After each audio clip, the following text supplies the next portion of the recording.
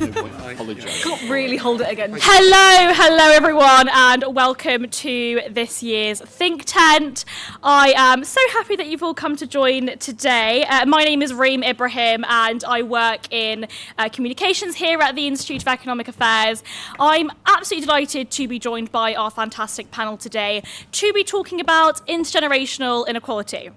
Now, as we all know, intergenerational inequality is on the rise, and we see this kind of divide between the young and the old continuously rise. Gen Z are now going to be the first generation in 100 years that will be poorer than their parents.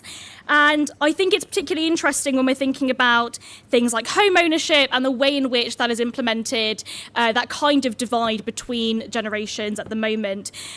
We see that, Britain's burdensome planning system and, of course, sort of the promises of home ownership has been completely out of reach for young people. And it means that, older people can, of course, expect pensions.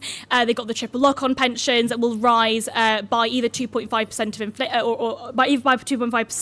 Or by inflation. And I think that when we're thinking about this kind of divide, it's really important that we think about the way that we're using that kind of public money as well. So, to discuss, we are joined by our fantastic panel today. I have the wonderful Damian Green MP to my left. He is the MP for Ashford, and he served in the Cabinet in several roles, including as First Secretary of State and Minister for the Cabinet Office from 2017, and Secretary of State for Work and Pensions. Before being elected, Damian was a financial journalist and worked for the Prime Minister's Policy Unit. Also to my left, I have the wonderful Emma Revell. Emma is the Head of Communications and Public Affairs at the Centre for Policy Studies. She recently worked as an external affairs advisor at the British Retail Consortium, prior to which she was Head of Public Affairs at the IEA. To my right over here, we have Lee Rowley.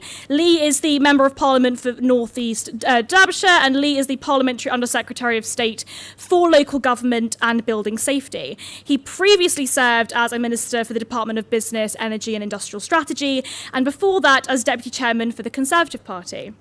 Just on the end, we've got Samuel Kasumu. Samuel is an award-winning social entrepreneur, commentator and strategist. He formerly served as special advisor to Boris Johnson and most recently applied to be the Conservative candidate for the Mayor of London. And last but certainly not least, to my right, I've got Alex Morton, who is the IEA's Director of Strategy and formerly the Head of Policy at the Centre for Policy Studies. He was also a special advisor for David Cameron on housing. So, is it politically possible for us to reform the pension system? Is it politically possible for us to bridge that gap between the young and the old and the amount that we're spending?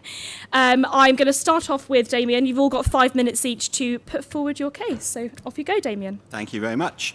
And thank you all for coming. We all know the cliche. Comfortable boomers had a free university education, bought a home when it was affordable, have seen it grow massively in value, and are now enjoying the triple lock and their private pension. That's the cliche, and good morning. All of that's true, and none of it applies to younger people today. So boomers have two choices. They can either say, I'm sorry, or they can say, we grew up with only 3 TV channels, no YouTube, no Spotify, no Instagram, no Starbucks, so suck it up, kids. We had it tough too. But let me try to be slightly more constructive. First of all, to sort of puncture the overarching myth that there is inevitably going to be intergenerational conflict of interest, there is actual, genuine intergenerational generosity, mostly because, of course, families are multi-generational. And the two areas within their own families that people identify most are housing, indeed, and educational opportunity, according to recent research by the Resolution Foundation, if I'm allowed to mention another think tank that's not represented here. The housing suggestions, and I suspect you'll hear more of that from other panellists, tend to centre on two things, on building more and on access to funding.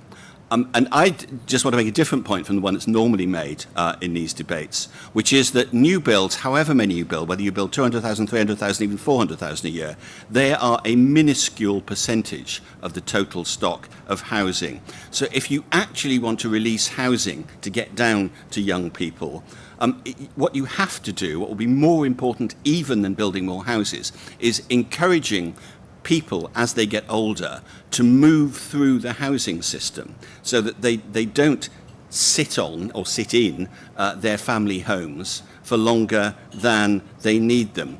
And we do nothing inside the housing system to encourage people to move faster, and sometimes it should be decades faster than they do now. We don't build smaller, top-of-the-range homes. If you've got a big 5-bedroom house, you will be able to sell it for a lot of money. But there's no point selling it if you can't spend that money on something that will be more convenient for you, particularly as you get older and more decrepit, but actually would mean that it's something you want to move into. So a phrase I've stolen from one of the housing developers is that your last home should be your best home. It won't be your biggest home, but it should be your best home. And we just don't build that kind of thing enough, anything like enough. And if we did that, I think you'd get much more fluidity in the housing system, and therefore younger people would get on the housing ladder earlier and more comfortably, with all the obvious political implications that would have for this party. And we can all come up with ingenious suggestions for how you could promote this. One of the ideas is that having had all these schemes for first-time buyers, why don't we have schemes for last-time buyers? Why don't you have no stamp duty? If you are downsizing to something, releasing a family home, why not give you some kind of incentive actually to do that? Because, of course, it's a wrench to leave your family home, and many people won't do it out of a sense of emotion, not least to their own children. This is where I brought my children up. They never want you to move because they want you to stay in the house that they think of as their family home. So you've got to give people incentives to do it. The other point that people identify is educational opportunity. And I think the best way out of that is to stop obsessing as a nation about university and university degrees and the percentage that go to university. Relieve the burden of debt on young people who've left university by making non-degree education really useful.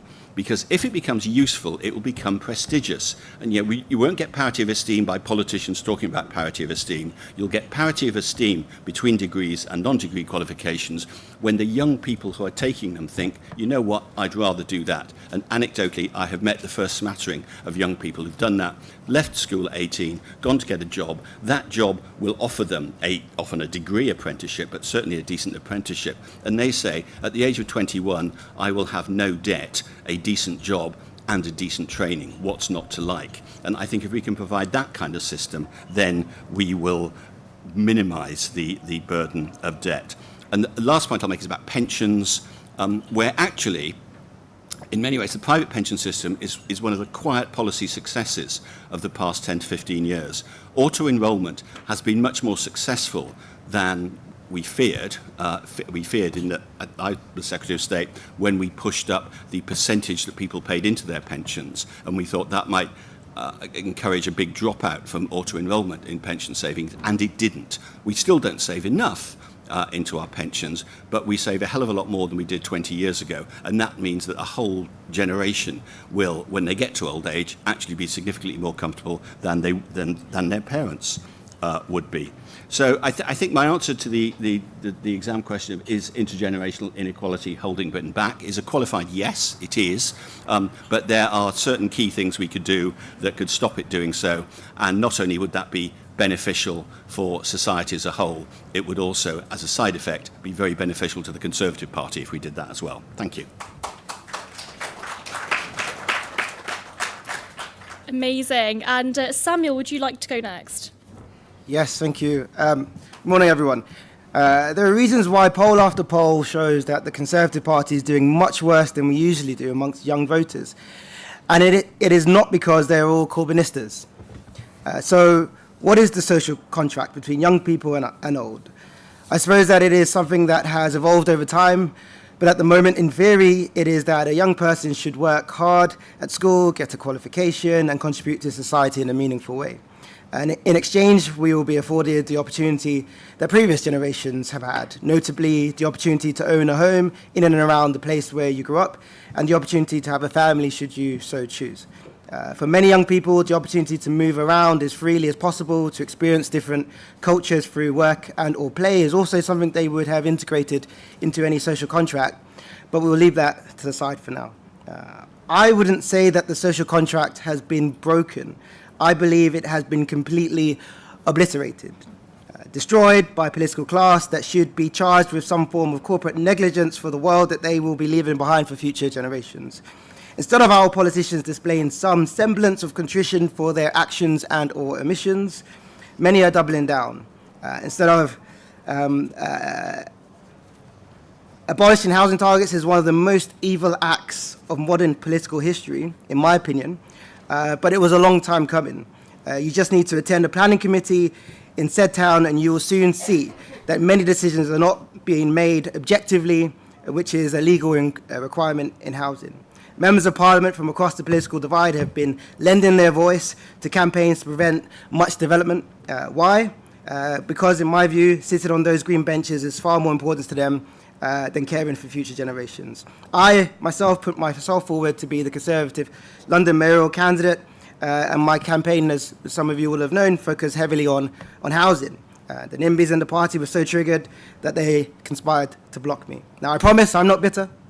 I've had some time in the sun and I'm very rebalanced. But nonetheless, I believe that the social contract between the young and the old has been broken.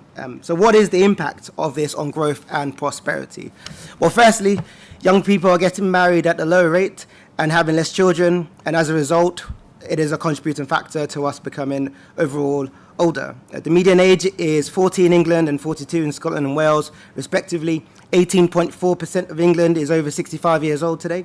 This figure is due to rise by 5.7% by 2043 to almost 1 in 4 people. Meanwhile, the average age of the Indian population is 28. In Nigeria, the most populous nation in Africa, the average age is just 18. So who will look after our elderly? Now, the answer in many cultures is their relatives, but Britain has shifted to preferring to outsource this responsibility to local authorities and the like. And now, there are economic factors underpinning this decision, including the lack of affordable homes, family homes in particular. The Home Office has what we call a shortage occupation list.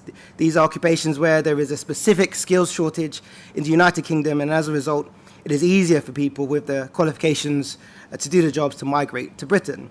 Mainstays on this list include chemical engineers, civil engineers, etc. Other roles that are inconvenient for politicians to admit are there and have been there for a long time include health and social care workers. It is estimated that there are 1.67 million health and social care jobs in the UK today. This is a number that is very likely to rise due to our aging population. The Home Secretary's speech in Washington last week received a lot of attention. I'm sure most of you would have seen that. But the reality is the vast majority of the 1 million plus people that arrived on these shores over the last year, or the net migration figure of plus 500,000, came here legally. We allow them in, the vast majority. So young people are saddled with student debt in a shamefully high tax economy and experiencing the associated pressures of mass migration on public services, so where they are being let down. Intergenerational inequality will inevitably mean more reliance on migration. That is the trade-off that isn't being spoken about.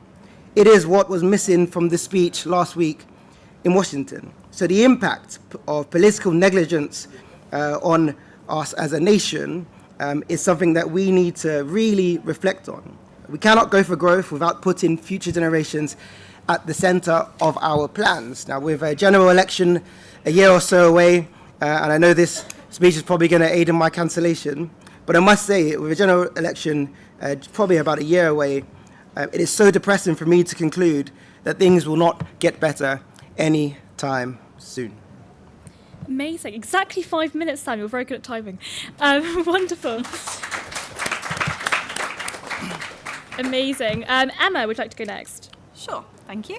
I think it's important to start by saying that intergenerational inequality is normal. I think no one would expect me to have the same wealth as my grandparents. They've lived a lot longer, they've worked a lot longer. But what is a problem is that young people, and increasingly people into their middle age, don't see any possibility of building up that same wealth capital as their parents and grandparents. And older people often don't feel wealthy either. Their wealth is in assets, it's in pension pots, and it's in the value of their homes.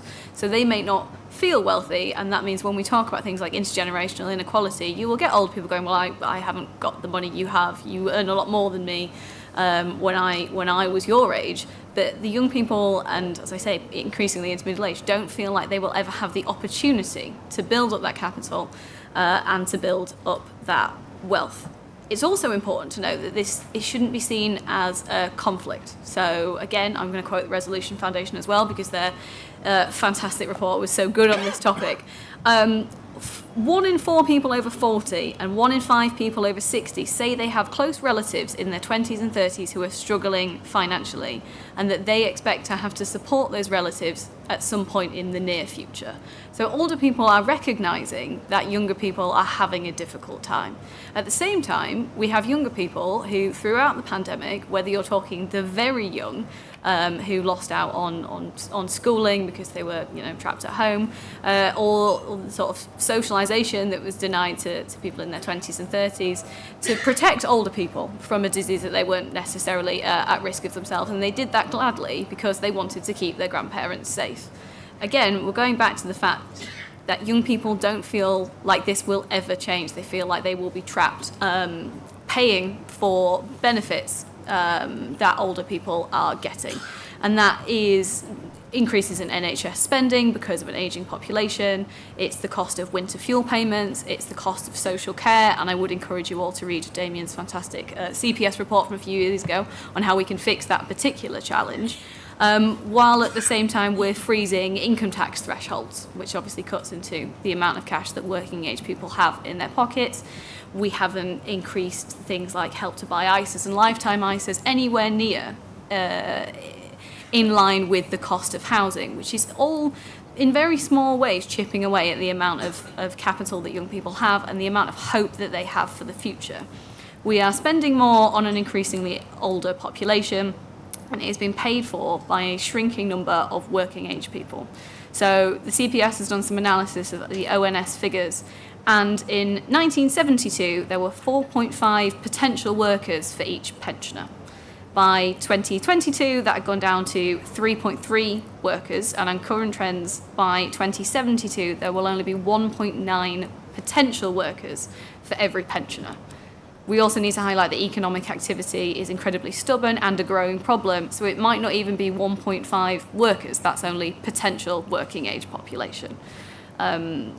I think some people will talk about inheritance and say, well, younger people now will inherit a great deal from their parents and grandparents, and they will, but because of the trend of having fewer children, again, that is linked to housing, and people living longer, we're increasingly having very vertical families, whereas if you went back a century, you had horizontal families. So your grandparents weren't living as long, you probably didn't know your great-grandparents, but you had a lot of aunties and uncles, and you had a lot of siblings yourself. We're actually having narrower, sort of more vertical families, which means actually the problem of inherited wealth is you're waiting a lot longer for that money. And of course, I think everyone would agree you want to wait longer. I'd rather my grandparents were around than I had that money. But people who tell me that, oh, don't worry, you'll be able to inherit one day.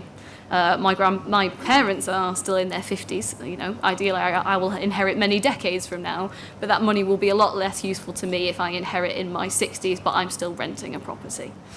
I think we also need to highlight the demographic challenges of intergenerational inequality. We are really entrenching a system where young and middle-aged people don't feel able to have the number of children that they want. If you look at almost every decile of income, people are having fewer children than they say they want, and that is because they don't feel able to afford them because of the cost of childcare. They don't feel able to have them because they can't buy those bigger properties, as Damian said, because people are not able to move into smaller properties more suitable to old age. I think I will just end with another. Sorry, that's my 5-minute timer. I apologise. One stat. To end, when the state pension was introduced, and I think we'll probably talk a bit more about the triple lot later, there were 5% of the population was over 65. Today that's 19%. and by 2040 it will hit 24%. So the idea that we can keep protecting the state pension in this way, expecting fewer and fewer people to pay more and more and get very little back themselves, is simply not sustainable. Amazing, thank you, Emma. Wonderful. And Lee, would you like to go last but not least? Well, not last. Oh, no, not last but not least. Penultimate, And but not penultimate least. Thanks very much. As a minister, it's difficult for me to be able to answer all of these questions at once because, one, it's not my portfolio, two, it's not my purview, and three, it goes over dozens of portfolios. Literally, almost all parts of government are responsible for this. So I'm going to take deliberately the long view, and I'm not going to look at individual administrations, individual prime ministers, or individual parties even, but look more like over 30, 40, 50 years, which I think is the point of the conversation to some extent. It's not a good place to start arguing with a question that you've been set on a panel you've agreed to go on. But, I think this is obviously a very important conversation and one that we need to have. But as Conservatives, we should be cautious about how far we go down these kind of roads. Conservatism never works well when it starts pitting us versus them. You know, the whole challenge we've got in some parts of our public discourse at the moment is because there are people who want to pit sections of society into us versus them. So this is a perfectly reasonable analytical proposition to debate in places like this. We've got to make sure it doesn't cleave ourselves into a group of people by age. Point two, if I was forced to create two groups, I would probably not do it on an age-related basis. As important as the discussion is, I would do it on a metropolitan versus non-metropolitan basis because they are quite different. Samuel's very valid points about the challenges in some of our urban metropolises and how you get on the housing ladder, how you have real challenges in terms of average house prices, etc., are quite different to places like my own in North East Derbyshire. And I've been a councillor in Westminster and I've been an MP in Derbyshire. There are still clear and obvious pathways, thankfully, happily, gratefully, for people to get on ladders in places like North East Derbyshire. And long may they continue, long may those ladders get longer, and long may we get the ladders more into the urban areas that we need to. But there are a set of relatively distinct metropolitan challenges and relatively distinct non-metropolitan challenges, and that's how I would chunk this up. Thirdly, and to Damian's important point, I think it is important that we both don't overstate the challenge, and two, that we recognise that others who've come before us or who are ahead of us, even I say that as a 43-year-old, have had challenges in their lives as well. It is absolutely the case that home ownership is marginally ticking up again. That is a positive thing. We need to make sure that that continues. We need to make sure that as many people can get on the housing ladder as possible. It is absolutely the case, and I do agree with Damian that higher education is absolutely not the be-all and end-all, that a significant number of more people can go on to higher education, can have all those doors open up to them, than was the case in my parents' generation. It's absolutely the case that more households have access to a car, more people go on holiday, more people have the opportunity of the good life than they probably did 30, 40, 50 years ago. So we've got to contextualise where we are. But also, if my dad was here, my dad didn't go to university, my dad is 76, lives in a semi-detached house where I grew up in Chesterfield.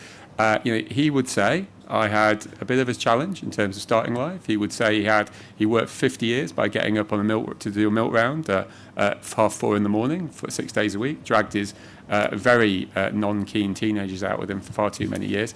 There is a reality that the challenges were different, and we can't not acknowledge that. It's important. My constituents would absolutely say, and they would have reason, and it would be reasonable for them to say, that there are different challenges facing each generation, and we shouldn't diminish the ones that have come before us.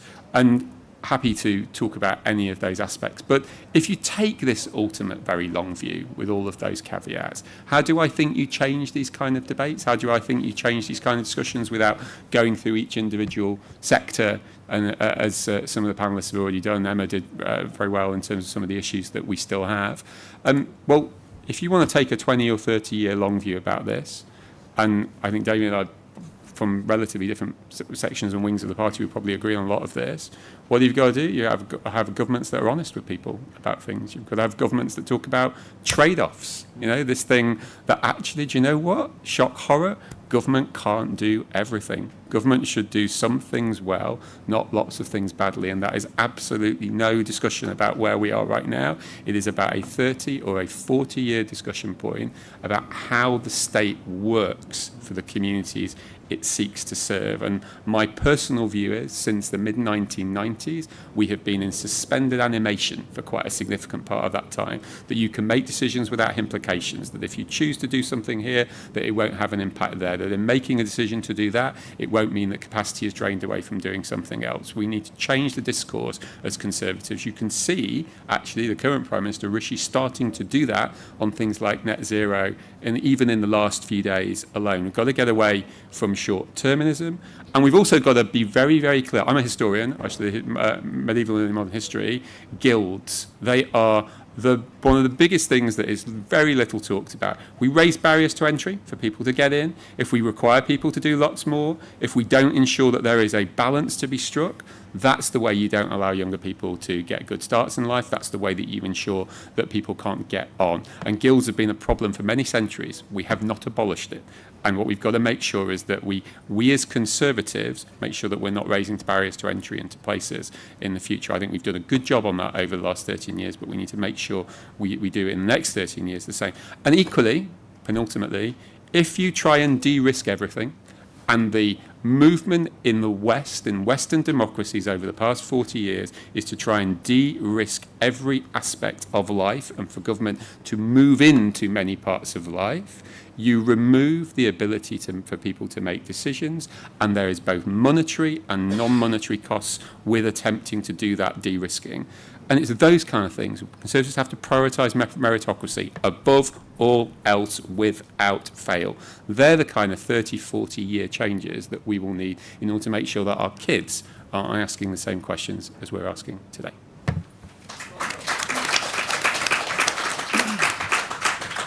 Amazing. And Alex, I didn't forget about you. Your turn. Thanks for that. I just think it's interesting. Lee made an excellent final point on not infantilising people and taking away their decisions from them and doing less. So it's good to note that we're banning smoking for people 18, which obviously takes away their choice and gets the government doing things they almost certainly shouldn't be doing. But back to the topic in hand. I'm going to start off by saying young people have had it hard, because I'm now going to defend the old, but I think it's entirely legitimate to say that young people have had a very difficult time. Primarily, this is because the economy has slowed down. Basically, that hits the young hardest, because they are the people who rely on the economy to put money away, to build up a pension, to buy a home, etc., etc. So any slowdown in the economy hits the youngest hardest. I'll come back at the end on what it's done to older people. But without economic growth and productivity growth, you are screwed, particularly if you're young, because you don't have the cushion, the assets that you've built up in the first place. However, that said, the triple lock I'm going to defend. I think it's also popular. Only 15% of 18 to 49-year-olds think that you should not have the triple lock. The state pension in the UK is one of the lowest in Europe. I think the government should do some things well. I think the state pension is one of the things it should do well. I think the Conservative Party would be mad if it says, yeah, we don't think that the state pension is one of the things we should do well. That's actually not one of my priorities. It's just bonkers. And I sort of get, it's one of those things where it's a stupid, clever thing to say, if I can put it that way, where wonks say, oh, well, it's just not sustainable in 2100, when we know exactly what will be happening, it will be this percentage of GDP. And you're like, that's just not true. You have no idea what the economy will be like in 2100. And in the short term, you're not going to take away the state pension or make it not work. Housing is the real issue. Housing is the real issue where there should be no split, because young people basically desperately need housing. I wrote a paper in 2010 called Making Housing Affordable that said if the Conservative Party doesn't fix housing and the centre-right doesn't, then essentially it will destroy itself. Because young people will no longer support the Conservative Party, quite rightly, because they cannot build up an asset, and they will see that that's deeply unfair. And it's slowly coming true. Young people are increasing like that. That's not the only thing you need to do to get young people to vote for you if you're a Conservative, but it's a necessary but insufficient condition. If people can't get a house and build up in many areas of the country, not all, Lee's constituency is lucky, and there are quite a few other places, but it is slowly spreading out from places like London, that housing unaffordability. I mean, part of that, of course, is immigration, where immigration is deeply linked to housing. It's linked on so many levels. But, for example, if you're trying to persuade people in the south of England to build more houses, you will not persuade them if they are being told you have to build all over our lovely green fields, because we as politicians can't get a grip on immigration. So it is difficult to persuade the country to build the houses that we need if you have immigration out of control. I think people will accept that we have to build houses if it's for people to have families, for home ownership to continue. What they will not accept is because our politicians can't seemingly get a grip on immigration. 1.2 million people last year. Rents are basically spiralling out of control, which is a deeply depressing it's unsurprising if you let in 1.2 million people that rents surge. Most migrants go into the private rented sector, and therefore exactly what you'd expect to happen is happening, which is rents are rising very, very sharply. And it's good in some ways that interest rates have gone up, because there used to be this, I used to have to go to panels and be like, yeah, interest rates do have an impact on asset prices, including housing, but supply and demand is the most important thing. And interest rates have gone up, and house prices and rents, surprise, surprise, housing is not affordable. So there was a push by some wonks to say if interest rates went up, everything would be fine. It's not true. University, it's unclear why 50% of people need to go. I think that's a complete red herring. It acts as a barrier to entry, as other people have said on the panel. Older millennials, childcare is awful. It's very expensive. It means people can't have kids. Net zero is a extremely expensive policy. I mean, one of the things is just how many young people support really stupid policies, like, we can't have any controls on immigration because that's essentially racist. What on earth are you talking about? And at the same time, these are the people who complain that they can't get a house. And they also support extreme net zero policies, and at the same time they complain about the cost of living. The Conservative Party has been terrible at putting these arguments into a context and saying to young people, if you support these policies, these are the consequences. Partly, of course, because the Conservative Party has gone along with practically uncontrolled levels of immigration and net zero. So it's hard for them to make the case to young people that these policies are stupid when the Conservative Party itself has been pushing them. It's clear from me, however, you can't just say what we need is more redistribution from old to the young. NHS spending, we are an ageing population. Around the world, health spending has gone up. It will continue to go up. Our state pension is not that generous. I don't think we should just sort of make it extremely generous, but I suspect it's probably the triple lock will probably stay, and it will probably get slightly more generous over the next 10 to 20 years. What you need actually is a wider economic settlement. The issues that are harming the young are the same that are damaging the wider economy and society. This kind of bureaucratization that Lee mentioned of a stagnant economy, an economy where we don't build enough, where the barriers to capitalism exist, where government does too many things but does most of them quite badly. Those are the problems. That if you fix that, younger people will be helped. But is something that doesn't pit you against old people. Old people don't want an economy that's terrible, and they don't want the government to be ineffective but too big at the same time. This is something you can try and do while bringing the older group of people along with you. I don't think the government sadly have done it since 2010. I don't think sadly, although I'd like to be proved wrong, Keir Starmer will resolve these issues, because it's that is the problem. Fixing those big macro issues will help the young and the old, because there just isn't that much. And I'm wrapping up now because I know I've just gone over 5 minutes. But take from the old is the average pension income in 2010 was £335 in 2010. It went up to £349. A week. 14 years later. So that's 12 years later in 2022. £14 in 12 years. If you think this group of people have loads of money that you can shake down from them, you are kidding yourselves. So there's this element that the discussion about the young people takes place in a vacuum because of annuity rates over a long period, because of bad returns, and because of low growth. Older people themselves are not doing that well. They're doing slightly better than young people, because younger people, like, real wages are actually down, which is horrific, but there isn't a huge amount of cash. So fix those main issues rather than thinking there's this huge pile of wealth that you can shake down from older people, because largely speaking, there isn't. Amazing. Wonderful, thank you. So I want to start, we'll touch on housing in a moment. I really want to start by asking my panel about this sort of broader question of the social contract. So we're sort of, pensioners at the moment have basically been told their entire lives that they pay into the system, and then once they pay into the system, then they'll be able to get out of it when they receive their pensions. You said you don't like the stats from looking at 100 years from now. Well, by 2025, the triple lock on pensions is expected to balloon to £135 billion, which is more than the day-to-day budgets for the Department for Education, the Home Office, and the Ministry for Defence combined. That's crazy. We spend a huge amount of money on pensions.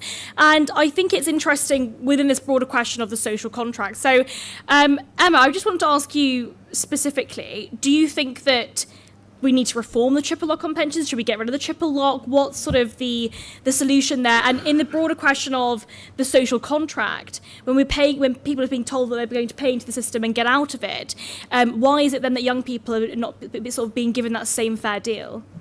I think it's not it's not about shaking down the elderly, and it's not about having a pension system that isn't fair. You know, we have more pensioner millionaires than pensioners living in poverty, but that is because of the value of the homes they own. And it is right to acknowledge that those pensioners will not feel like millionaires. Of course they won't, but that doesn't change the fact that they have an enormous asset that's worth a lot of money, and that the young people who are paying for their pensions don't have that asset and don't have any real sort of even dream of having an asset like that in future. Zoopla found that 42% of adults aged between 18 and 39 who don't own a home have given up on buying one in the next 10 years. Entirely. It's not even a pipe dream anymore. So I think it isn't about shaking down the elderly.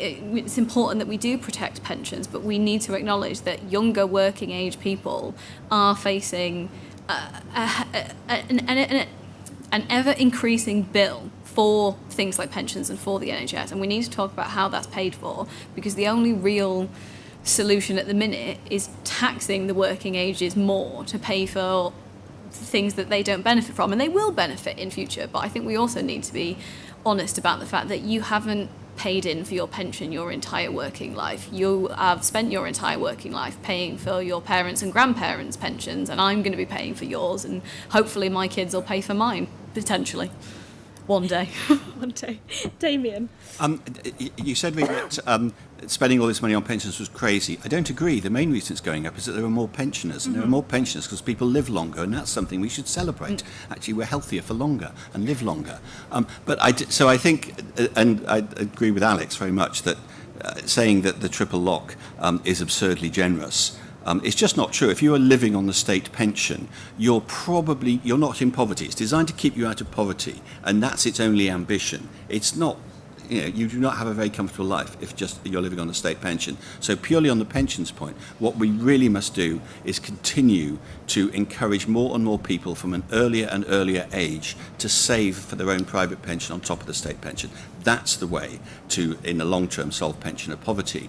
But the other thing that we haven't mentioned yet is the workforce. And I think one of the things we need to do is to encourage and, if necessary, cajole people to work for more of their life. And some of that is these working age people who are not working at the moment, the thing that Mel Stride is trying to address very hard at the moment. But the other thing is to encourage people to work for longer. That a 70-year-old today is more or less as fit as a 50-year-old would have been 30 or 40 years ago. Just diet and nutrition and everything about our lifestyles has made more of us healthier for much longer. And actually, since the main way of staying healthy in old age is to maintain a sense of purpose, for a lot of people that sense of purpose will come from doing a job. That way you get a bigger workforce, so you don't need so much immigration, and also you have a much wider pot of a wider pool of people paying in so that we can afford the pension. So I think that's the long-term change that we've got to make. Absolutely. I mean, I do think it's fair to say that when the cost of pensions is amounting to 3 government departments, that is a huge amount of money to be spending on a particular welfare benefit. I want to go on to Alex now. Can you talk to me a little bit about why we spend so much on pensions and your thoughts on potential avenues for reform if we need to reform it? So I've just sort of Googled quickly at great speed the OECD database on pension spending, which essentially the OECD average is 7.8% of GDP.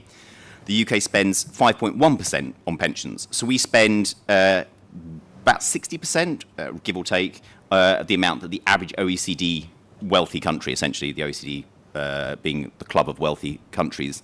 So we don't spend a lot compared to other countries. In fact, it's one of the areas we spend much less than other countries. The attempt to create a decent state pension, the basic state pension, which is now under attack, was a success in the sense that it was very hard. The Brown and Blair governments systemically screwed up pensions. They did the dividends tax raid, which was a disaster. They created the pension credit, which basically said if you're on a low income, don't bother saving because we'll probably top you up anyway. So you ended up with these horrific marginal rates where if you were bothering to save for your pension, you were almost no better off than the person next door who was spending the money anyway because they were going to get a top up. Because one of the problems that we have is policies made by quite rich people, and they often don't understand that ordinary people who are earning 15, 20, 30 grand a year. Incentives matter. We have this there is a problem on parts of the free market right where we kind of think incentives matter for super rich people, partly because of various reasons, but incentives matter just as much for people on average incomes. And if you tell people on average incomes not to save, which is what will happen if we start to destroy the triple lock, you will end up spending almost as much, except you'll have a non-savings culture where people who are on average earnings don't bother to save because they'll get topped up anyway, because the government will say, well, you're poor, so we've got to top up your income to make up for the fact that, we basically screwed over your incentives to save. That was the idea behind creating a decent state pension. I think it's the correct one. I don't think the state pension should get massively higher, as I've said. I think it's probably broadly where it should be. And I think linked to wages and prices is probably fine. But I just don't... the idea that is the main thing... Young people don't really care about that. That's the other thing. One of the problems with the Conservative Party is it gets itself into a state over, well, if we take away from this, it shows that we're being tough on these and young people will love it. Young people do not give a crap about how mean you're being to pensioners. Young people give a crap about what are you doing for them. The successful politicians, the Margaret Thatchers, the Tony Blairs, they didn't say, I am going to punish these people. They said, I am going to give you things. I will give you the right to buy. I will give you the right in your workplace to work hard so the trade unions can't get in your bloody way all the time. I, Tony Blair, will give you like a good school, like your kids a good school, and make sure that hospital that you're worried about without reversing the Thatcher economic reforms that you think are quite good. Those people gave people things. They didn't take them away. And one of the problems is that in our sort of narrow politics has become we will take things away from people and expect other people to rejoice at that. That's not how human beings work. What they want to know is what you are doing for them. And therefore, to develop an intergenerational agenda, it's more about what can we do for young people, which is why housing is much more promising than saying we're going to take things away from the old people and expect young people to be like, great, you've solved all my problems. Wonderful. Amazing. Lee, thoughts on pensions? So, in terms of pensions, I think the one place you don't go on a social contract is you don't start changing things that you have broadly agreed many years before. And we can debate whether they were the right things or the wrong things, and that's for in a slower time. But there's a clear set of expectations, and we have to be honest with people, but we also have to accept that those expectations were set many decades ago before most of us were in politics, and there is a requirement to honour that to the best that we're able to do. And if we break too many promises, you get a lot of cynicism. You get a lot of cynicism, politics gets in a very strange place after a while. But can I just make a plug for efficiency? Because Damian's quite rightly pointed out the challenges of how we make things work, about how we pay things, as did Emma. One of the things which I think we could make more of as Conservatives, and again it's coming, but I think it got lost at points over about half a decade ago, is it is not a binary put up taxes, get more out. Government is a £900 billion Goliath, which does fantastic things in many areas on a daily basis. But the idea that you cannot find efficiency, the idea that you cannot do things in a different way, the idea that you cannot reform elements of that on a very regular basis, the idea that automation and technology will not have an impact which could free up significant amounts of revenue to do other things which people want, is for the birds. And I think we've got a Prime Minister who understands that, but I think is concerned and is trying to work through that. I've been in meetings with him where he talks about automation and the importance of making progress on these things. But do not allow the discourse to move into a place where there isn't the opportunity and the ability for us to change things by making things more efficient and stopping silly things happening. In local government, in my remit, my manor, my portfolio, they do great things every single day, but there's also some daft stuff that goes on in local government. How do we make it more efficient? Well, you've got to work out where things are efficient and where things aren't efficient. One of the reasons why we've just launched something called the Office for Local Government is that we're able to give citizens through that the ability to work out whether the unit costs of delivering a certain service in X council is much higher than the amount of the unit cost of doing it in Y council, so that citizens can make a decision about whether that's a good or a bad thing, and they can have that discussion with their local councillors. And then we've got to look for ways to improve that. But I'm in a big argument at the moment with one council in Cambridgeshire about a 4-day week. I mean, it's bonkers. We are literally, there is a council out there that is literally seeking, post-COVID, with all of these challenges in our country, to take 20% of their productive capacity out of the discussion and thinks that we can still resolve all of these challenges. I mean, we have to call out silliness and stupidity when it's there, because the job of government is to be as effective and efficient as it possibly can to serve the kind of people that we see out there and who need government to work. And government works really well in many instances. We've got challenges post-COVID, but government does work really well in most instances. We as Conservatives have got to focus where it works well and relentlessly push it to work better elsewhere. Can I be terrible and say one thing no one's touched on, but actually has been a disaster for young people? I'd be interested to know briefly from the other panellists. The war on working from home. Yeah, we get it. Some newspaper proprietors were worried, and some commercial donors were pissed off. But the war on working from home has been an absolute disaster amongst young middle class professionals who are already not that friendly towards the Tory party, because what they see is a bunch of people going, yeah, we talk about childcare and family life, but actually we need you to be in the office. You can't do the pick up and drop off. You can't look after you do anything with your family, and you've got to spend huge amounts of money commuting because we've got some donors who are a bit worried about their commercial real estate. The Conservative Party's stupid attacks on work from home have been an absolute disaster for young professional people, and I don't think people have understood the mood music, because they weren't doing any policy, but the mood music was so bad on that. And that's not the 4-day week, which I agree with is a very different thing, but the idea that we, the government, are lecturing people on where you do work, which business knows better than, by the way, than government, and which young people, basically, who can barely afford the cost of living and childcare, are now being screwed over. And I'm glad I can see some young people nodding, but that was an absolute disaster, and it didn't gain a single vote from old people. And this is what I mean when I say, people weren't like, oh great, you're back. A few people in the Telegraph comments might have been, but in general, no one went, oh, I'm going to vote Conservative because they're bashing like young people working from home. You give people things, and the Conservative Party could have got behind that and said, this is a great thing, it's making the cost of living lower, it's really helping, here's something that young people like. But instead they decided to lecture them because they were under pressure from certain vested interests. It was an absolute disaster. Alex, you've always got the good points. I love it. I think the quote from today, "Business knows better than government," is probably something we'll all be taking away. Samuel, very quick comment on pensions, and then I'm conscious of time. I do want to open it up to the floor. Oh gosh, I've got 3 million over 65s are millionaires based on the assets that they own. Now, yes, I completely agree. We might want to avoid pitting one group against each other, but in terms of social contract, it's very, very difficult to try and articulate that this is a government that's on the side of the next generation when presented with figures like that.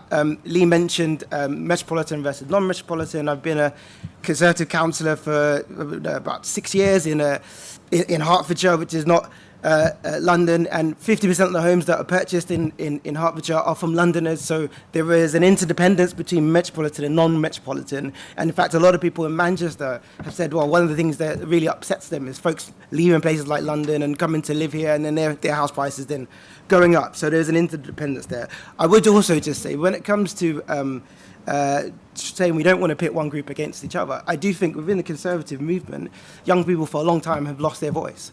And as a result, their voice isn't heard where decisions are being made. And I used to work in Downing Street, and I was one of very few people that was always saying, what about the young people? And as a result, bluntly, we have a government that is completely out of touch, does not understand what the pressures that young people are facing, creates policies that bluntly really harm. And some of our by-elections, like Amersham and Chesham, are the reasons why we have really poor housing policies, etc. It's been quite interesting listening to folks on the panel, but my conclusion is still the same. Like, young people were screwed.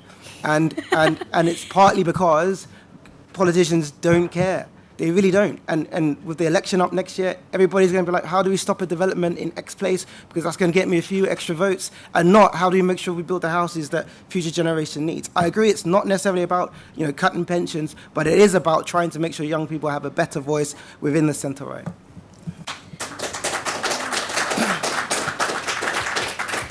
Lee, I can see you shaking your head. I will let you respond if you like. Well, look, I don't disagree with some of the points that Samuel has made. In that there are challenges, there are difficulties, that we have a job to do. That's always the case. I just suppose I would caution about the choice of language that is used within the right. We have to be. The whole point of conservatism is that everybody comes on this journey with us, and there is definitely issues. There are definitely challenges at the moment, but we just have to be very cautious about suggesting, one, that everything is terrible. That is a disease which is across the West, which is just not true, and two, that we can't fix this kind of stuff, because we can fix it with reasonable, proportionate, sensible Conservative government. It's probably why most of us are here, other than the lobbyists in the room. It's probably why most of us are here, and that's how we need to do it. So I don't disagree with most of the sentiments in terms of trying to get the fixes, in terms of where there are challenges. I just want us to do it in a way which reduces the sort of us versus them element of it. Yeah, and I think the us versus them thing is interesting. Of course, we talk about intergenerational inequality, but I mean, ultimately we're on the same side, and we want the world to be a better place for everyone. So I think it's important to always preface this kind of conversation with that. I'm conscious of time. Let's open up to questions. I've got the mics there. So should we go with in the front? I might take about 3 or 4 at a time, if that's okay, and then we'll come in. I'm Alec Mitchell from Watford. I actually agree with a lot of what Alex has said and disagree with a lot of what Samuel said. But my question is this, that one of the key things that really annoy me is that if you want to make provisions for pensions or savings, that's a long-term policy, but all governments tinker with it like it's a short-term thing. So that is a disincentive for savings.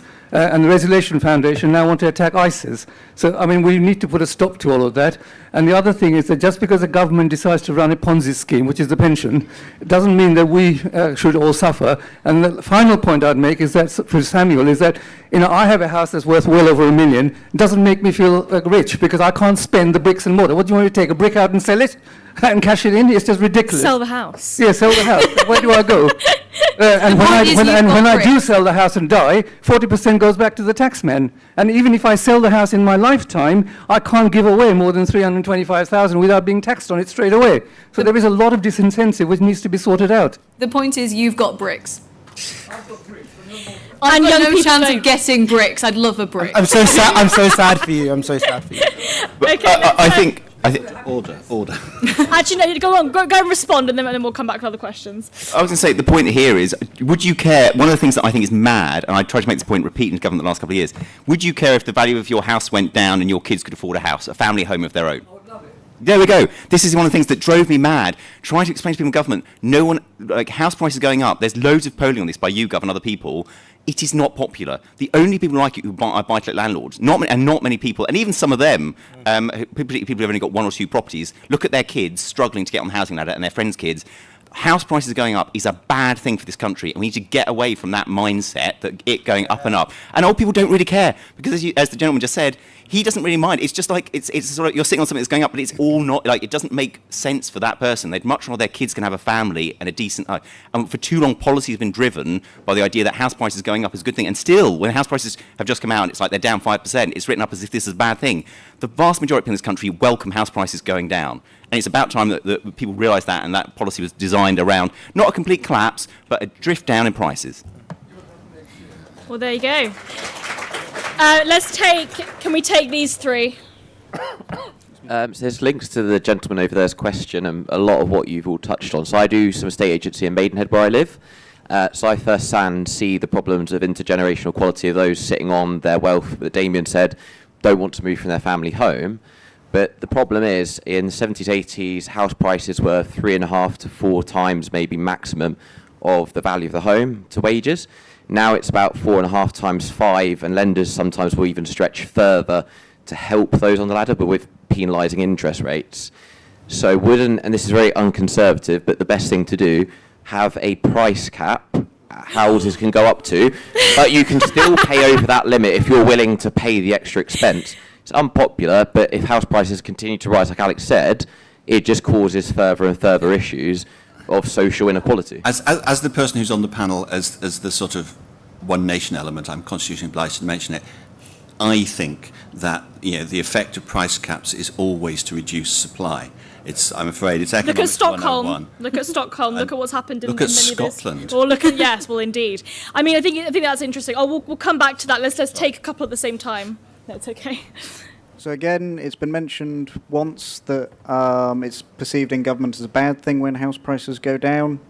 Inflation, when the price of bread, oil, eggs, flour goes up, it's all bad. It should be the same with housing. Everyone needs housing. How do we reverse the perverse incentives and lobbying in government that will mean the next crash or slow decline in house prices in relation to wages will be appreciated? or even encouraged. So I work for the Centre for Ageing Better. There are relatively small things that we can do that would reduce the costs of our ageing society, which in turn would help address intergenerational inequality. So that's things like making all new homes accessible and adaptable so older people can live in them for longer, changing workplaces so that people can stay working for longer. But what can we do to better join up thinking on ageing across government to have come up with more solutions like that? Amazing. So we've got price caps, rent seeking, and hopefully solving the intergenerational inequality. Who would like to go on? I think the answer to the first two questions is build, build, build. We need to build, to quote my old boss. We need to build more homes. Localism, sorry to say, has failed. You know, the average age of a local councillor is not my age, right? And so the decisions are being made by folks who bluntly own their own homes, and you know, are not necessarily keen on having new neighbours that's going to block their sunlight or, you know, destroy a car park by a train station or what have you, right? So we need to build, build, build. We need to reform our planning to make sure that better decisions are being made, maybe elevate it so there's more authority at combined authority level with metro mayors, etc.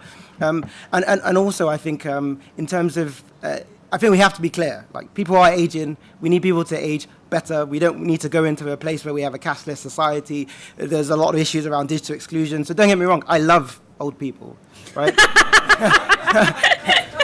but I think their voice is definitely still being heard where decisions are being made. And young people definitely have a really poor social contract right now. I mean, can I just ask Alex? So we've touched on housing a bit as the certified housing expert. How do we solve the housing crisis? We've got 5 minutes. Solve it for us. I mean, ultimately, there are loads of things. You could change the way our entire financial system is geared around mortgages. You could change the way taxation works. You need to build lots more houses, which requires you to do better infrastructure and better design, which requires you to take on the quasi-cartel of house builders who have been created by excessive government rationing of land, and finally regulation, where I just could not disagree more with making all new homes accessible. This is the problem with government. The thing that Lee said, it's very easy in the abstract to say it. Well, yeah, we should do less. That means that you have to say things like, no, I don't think all homes should be built for all old people, because do you know what? Old people can move.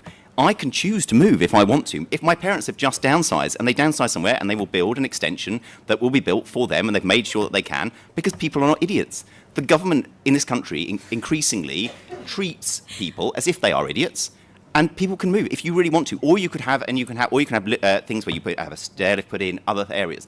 The idea, the Lee's point about risk, it's very easy to be sort of like, you know, I want to do something, I'm a minister, I don't really have a big strategic vision. Or someone's saying, like, make all new homes must be ready for old people. Yeah, all right, I'll do that, and I'll get sort of like page 12 of the Times, which no one ever reads and no one ever cares about. But the gradual accumulation of that bureaucratic crap means that you end up with the building regulations, which are 1,000 pages long, if you get all of them together, the approved documents, and it means that you build relatively bland, relatively boxy things, which then makes design look unattractive, which means that the NIMBYs go, well, I don't want houses being built near me because they're all bloody ugly for a start. So the accumulation of that bureaucratic state and the easy incentives to say, yes, I'm going to do this, because who wants to be the person that says, well, actually, I think old people can make their own decisions, means that you end up with a state that is no longer functioning and doesn't really work. So, Alex, housing targets, yes or no? For the time being, I think you have to keep them. I think you have to fix the incentives around housing, so you make better design, better infrastructure, more self and custom build like they do in other countries. So you get homes that look more attractive and are built by smaller builders rather than just the same big names. But during that time, you have to keep the targets, and then hopefully you can try and take the targets away once you have a better functioning system. If you're going to interfere with the market at all, then you should do it in ways that actually solve existing problems. And one of the problems is we don't build enough houses that old people want to live in, even if they want to move out of their houses. And I sit on the government's Older People's Housing Task Force, and we are grappling with the practicalities of that. But simply to say deregulation will solve the housing market, I think doesn't work. So, for example, what I would say is that local people, I would keep the housing target, but I would say local people would choose exactly the type of houses built in their area. And what would almost certainly happen then in lots of the south, or places where there are lots of old people, is you'll build lots of bungalows, lots of desirable flats and things like that. Because if you go, I remember the only time I used to work in housing, I got a round of applause from a bunch of old people in a church hall. I went to Crispin Blunt's constituency to see if I could win over the NIMBYs. And I said, look, if I said to you I was going to build on the edge of this village 50 attractive bungalows with nice little gardens that you would have first choice on, would you support that? And they said, pretty much yes. And I was like, well, that's what we should build. We should stop basically saying we need to ram things down people's throat, which is a deeply illiberal and unconservative thing, and say, look, we're as the target, you can choose the community, what those houses look like and where they will go, because that's what neighbourhood planning was meant to do, and it hasn't done. So we have an older people's housing task force. Do we have a young people's housing task force? I suppose... The answer is definitely no. There you go. Emma, thoughts on housing? I think when we talk about the perverse incentives to maintain high house prices, I think we need to just have more young people's voices out there. I think if a newspaper or a TV show or a big Twitter account just picked one young person a week and just said, this is how much they earn, this is where they live, this is what their rent is, this is the 1, 2, 3, 5 housemates that they share their property with, this is how old they are. And just, I think once I was the ONS had come out with statistics saying that the average age of the first-time mother had ticked above 30. And why was this? And this was terrible, and, older mothers. And I just did a tweet that went very well that said, when my grandmother was 30, she had 2 kids, she'd lived in 5 or 6 different properties in 2 different countries. When my mum was 30, she had 2 kids, she was in her second property, she'd had her kids a little bit older, but she still had me and my brother by then. I'm 31, I've got 5 housemates. I'm not sure where you want me to put this baby. My housemates would almost certainly complain. I'm not sure if I'm supposed to keep it in the kitchen and hope it doesn't cry. There are different challenges, but we need more younger people's voices and to highlight actually the problems with housing in this country. And I think that would do a lot to open councillors and MPs and just the general population's eyes to the state of housing in this country and how much young people are struggling. I'm going to be terrible and say it's actually quite a lot because the Treasury and the banking system is always nervous that when house prices start going down, it will turn into a crash. So there is an inbuilt problem in that the Treasury, who obviously have done so many wonderful things to the economy in the last 20 years, the Treasury have a real problem with seeing house prices decline because the banks say, oh, well, this could cause a crash and we'll be in real trouble. And it's basically, they worry about a repeat of 2008. And I guess it's also, it's natural, it's economics 101, right? You increase the supply of something, prices will come down, which is why, as Samuel said, build, build, build. And clearly, build for the old and for the young. So clearly last time buyers also are being ignored in the, and being faced by the housing crisis. Thank you so much to my wonderful panel. You guys are amazing.